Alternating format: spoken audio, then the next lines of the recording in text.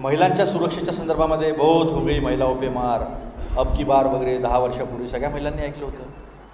परिणाम काय होऊन आलेला आहे?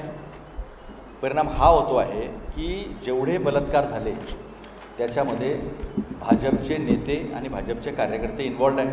आपण पाहिलं असेल BHU युनिव्हर्सिटीमध्ये IITच्या विद्यार्थिनीवर बलात्कार करणारे, तिचं मॉलेस्टेशन करणारे हे भाजपच्या IT सेलचे लोक. त्याच्यावरून बेशर्मी भाजपची ही की जोपर्यंत मध्य प्रदेशची निवडणूक होत नाही ते त्या प्रचारात होते, त्याच्यानंतर त्यांना दबावात अटक केली.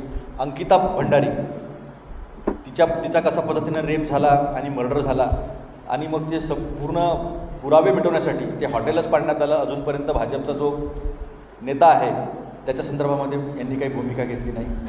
मणिपूरमध्ये 3 दिवस देशाचे गृहमंत्री होते आणि 3 दिवस इंटरनेट बंद होतं आणि कोणालाच कळलं नाही की काय घटना घडलेल्या आहेत. तेच आले, इंटरनेटवरची बंदी उठली आणि 2 महिलांना विवस्त्र करून पोलीस स्वतः वैश्य आणि दरिंदे लोक जे आहेत त्यांच्या हातामध्ये सुपूर्द करताना आपण पाहिलेलं आहे. त्याच्यानंतर वीरेन सिंग तिथले जे मुख्यमंत्री आहेत ते असं म्हणतात की ऐसे तो सैकड़ों घटनाएं हुई है, ऐसे तो सैकड़ों घटनाएं हुई है. मग हातरस बित्रस अशा घटना आहे.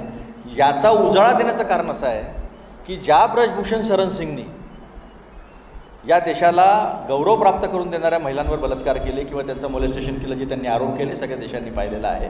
त्यांनी पद्मश्रीसुद्धा रस्त्यावर ठेवली. त्याला भाजपा पाठिंबा देते.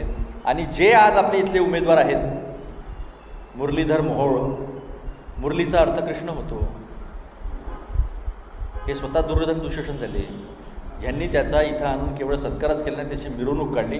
त्यामुळे पुण्याच्या महिलांमध्येच नाही तर महाराष्ट्राच्या महिलांमध्ये एक भीती निर्माण झालेली आहे. असा व्यक्ती जर खासदार झाला तर हा महिलांच्या सुरक्षेच्या ऐवजी महिलांवर बलात्कार करणाऱ्या लोकांच्या पाठीशी उभा राहणार आहे का? हा संदेश दिला का मुरलीधर मोहोळांनी?